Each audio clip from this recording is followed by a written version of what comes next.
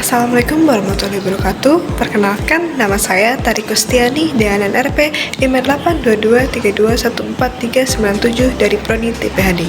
Di sini saya akan menjelaskan tentang apa itu logam berat. Logam berat adalah istilah yang digunakan untuk menggambarkan sekelompok logam yang memiliki densitas tinggi dan toksisitas yang signifikan pada konsentrasi rendah. Biasanya, logam berat mencakup unsur-unsur dengan densitas lebih dari 5 gram per cm kubik. Contoh logam berat meliputi timbal yang satuannya Pb, merkuri satuannya Hg, kadium satuannya Cd, arsenik satuannya S, dan kromium satuannya Cr. Dampak dari logam berat.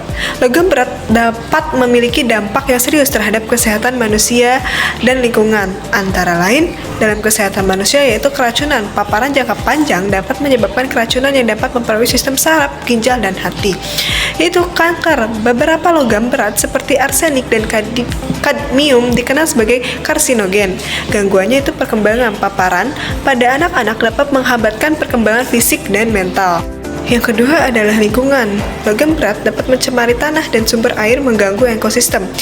Bioakumulasi. Logam berat dapat terakumulasi dalam rantai makanan, mempengaruhi organisme di berbagai tingkat tropik.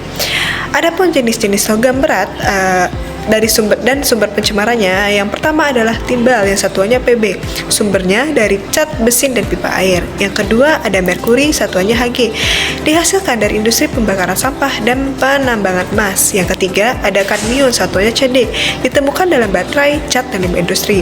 Yang keempat adalah arsenik atau satuannya As, sumber dari pestisida, pemrosesan logam, dan air tanah di daerah tertentu. Dan yang terakhir adalah kromium, satuannya Cr, digunakan dalam pelapisan logam dan produksi bahan kimia. Selanjutnya terdapat studi kasus mengenai logam berat.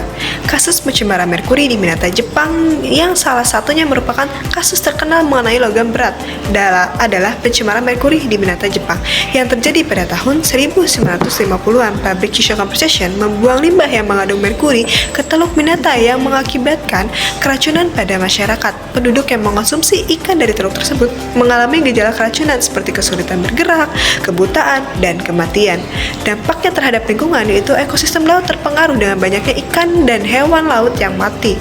Dalam tindakan hukum dan kompensasi, pemerintah Jepang dan perusahaan terpaksa memberikan kompensasi kepada korban dan melakukan pembersihan lingkungan.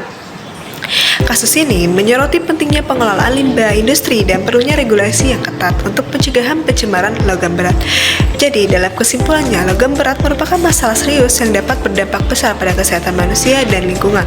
Pentingnya memahami sumber, dampak, dan langkah-langkah pencegahan yang diambil untuk mengurangi resiko yang ditimbulkan oleh akibatnya adanya logam berat. Sekian dari saya, terima kasih. Wassalamualaikum warahmatullahi wabarakatuh.